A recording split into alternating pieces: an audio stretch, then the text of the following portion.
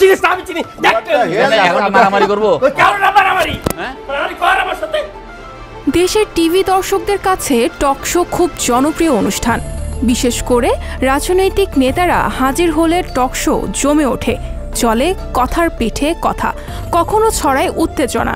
এতে দলের আদর্শ যেমন প্রচার হয়, তেমনি নেতার ব্যক্তিগত কারিশমাও ফুটে ওঠে।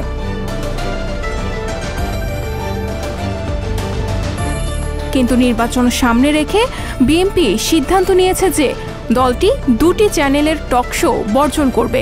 চ্যানেল দুটি হলো ৭১ টিভি ও সময় টেলিভিশন।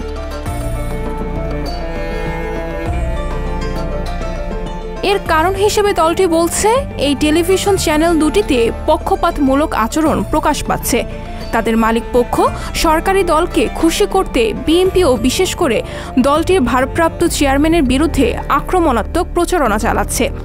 প্রায়ই এমন হয় যে টকশো যারা উপস্থাপনা করেন তারা সহ পুরো অনুষ্ঠানটি সাজানো হয় বিএনপির এবং এর নেতৃত্বকে ঘায়েল করতে।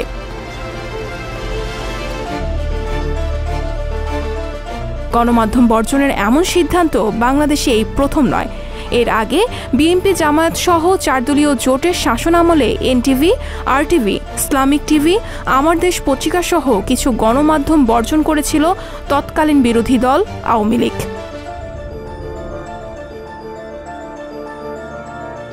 টকশো বর্জন করলেও বিএনপির রাজনৈতিক কর্মসূচির সংবাদ সংগ্রহে দুটি টেলিভিশনের উপর কোনো বাধা দেওয়া হবে না বলে জানিয়েছে বিএনপির শীর্ষ নেতৃত্ব। সানজিদা শম্পা, সংবাদ প্রকাশ। সংবাদ, ফিচার ও অনুষ্ঠানের জন্য ভিজিট করুন সংবাদ প্রকাশের ওয়েবসাইট এবং যুক্ত থাকুন ফেসবুক পেজ ও ইউটিউব চ্যানেলের সঙ্গে।